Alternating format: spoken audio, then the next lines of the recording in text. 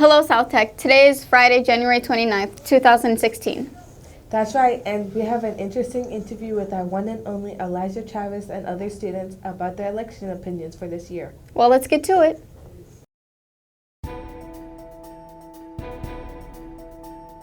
The 2016 presidential race has brought up many topics throughout this time. We decided to ask students their opinions. Are you leaning towards a particular candidate? Bernie Sanders. Oh man, there's so many. What is that? The Marco Rubio guy, he looks pretty good, right? I'm thinking about maybe Trump, who knows? I am leaning towards Donald Trump. It's very tough right now because I don't like any of them, to be honest. I'm not really leaning towards any presidential candidates because I don't think any of them have anything that they can offer. They all seem to be not very honest with what they're saying. Because Donald Trump, he wants to build a wall, and I think that's going to employ all of the workers that are in the construction industry, and they're going to find more jobs so they can help him build the wall, because this way it'll raise the employment rate of America. He's actually really thinking. Because he's Spanish. Because I believe Trump is just speaking his mind and whatever he's going against or whatever he believes in, that's what he's going with, and I guess that's what most of the candidates need to be doing, and that's what I support. What issues are most important to you? Education, college, free college, and raising the minimum wage because $8 is too little. Immigration is a huge debate right now, and that's something that needs to be addressed promptly because it is a huge problem, and for the people that are already here. For me, it's like healthcare. I think that everyone should get free healthcare. Who's your least favorite candidate? Donald Trump, I guess, because I'm Hispanic. He's talking about mad stuff about us. Anyone but Trump,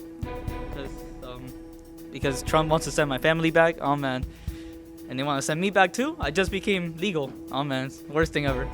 As upcoming events like the Iowa caucus on February 1st approach, voters need to know where they can vote.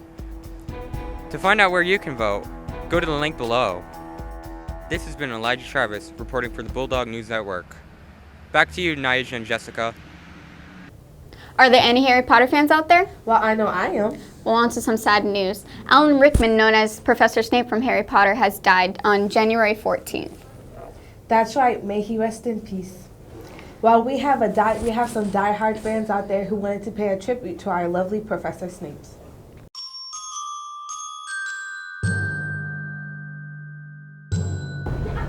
Harry Potter, our new celebrity.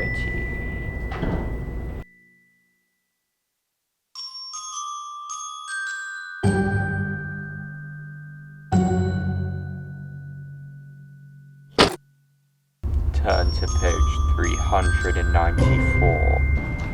Look at me. You have your mother's eyes.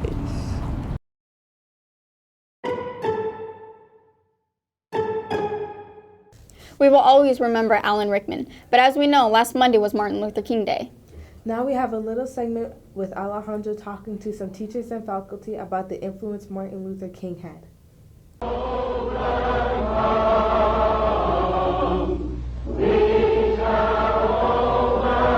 In honor of Martin Luther King Jr. Day, we decided to ask the teachers and faculty of what they think about Martin Luther King Jr. What's your personal opinion about MLK? Well, Dr. King was a pretty prominent figure in the civil rights movement. He, without him, a lot of what needed to get done probably wouldn't have. He's not just a person, but he's a representation of, equal rights, making sure that everybody has a fair shake in life. I think his presence was astounding, and it still remains today, to be honest with you. Martin Luther King was a great humanitarian, a great leader, a great minister. Do you think what Martin Luther King did as an activist was important, and why? Yes, I do think what Martin Luther King did as an activist was super important. As a black person here in America, what he did a few decades ago has allowed me to have the same rights as all white people do, and not just me, all black people. The fact that we're able to attend the same schools, use the same bathroom, ride the same buses, and basically he put an end to segregation. So yes, it was definitely important. Oh, absolutely. I mean, every movement needs a symbol. Every movement needs a leader, somebody that you can point to and say, hey, that guy is the one in charge. That's the one that I want to follow. Whether it's, Indian independence with Gandhi, or, the women's suffrage movement and Susan B. Anthony. Martin Luther King Jr. is that for the civil rights movement. Somebody to point out and say, hey, I'm following that guy. He knows what he's doing. I mean, of course, it goes without saying that what he did was important. I mean, look at the time period we were living in America, where it was utter chaos.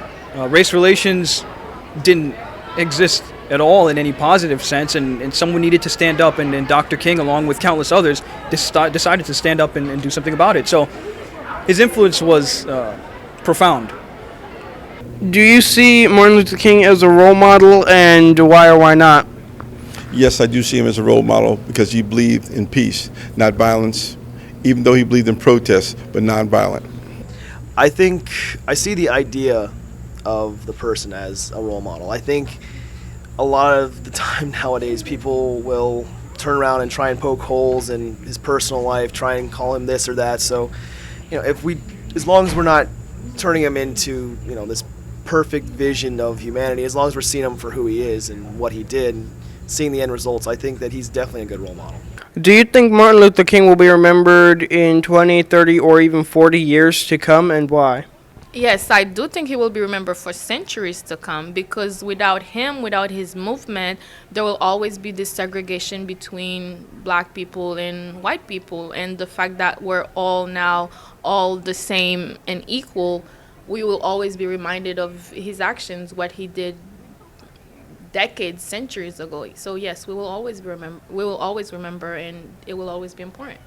His momentous movement that he made in life will be known the rest of eternity. He will always be stated as a martyr. Oh, absolutely. I think that he has a huge place. I mean, that speech is something that is on video, will keep getting passed down. It's in the Library of Congress. It's something we'll remember for some time because, well, he was that important to the movement. And also, every city in America has a street named after him. So I'm hoping that kind of stays the same. Well, we have a new and exciting game for you guys. Really? What is it? Come on, spill. It's called What's in the Box. It's really funny. I was cracking up watching it. Wait, is it about when the people put their hands in the box and try to guess what it is? It is. Let's take a look. Hello, South-Tech. My name is Naisha Warner. We are here to do a social experiment on how people react to touching unknown objects without sight.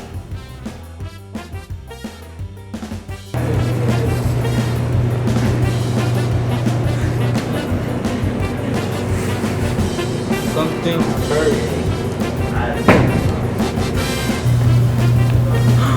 Oh my god, what is that?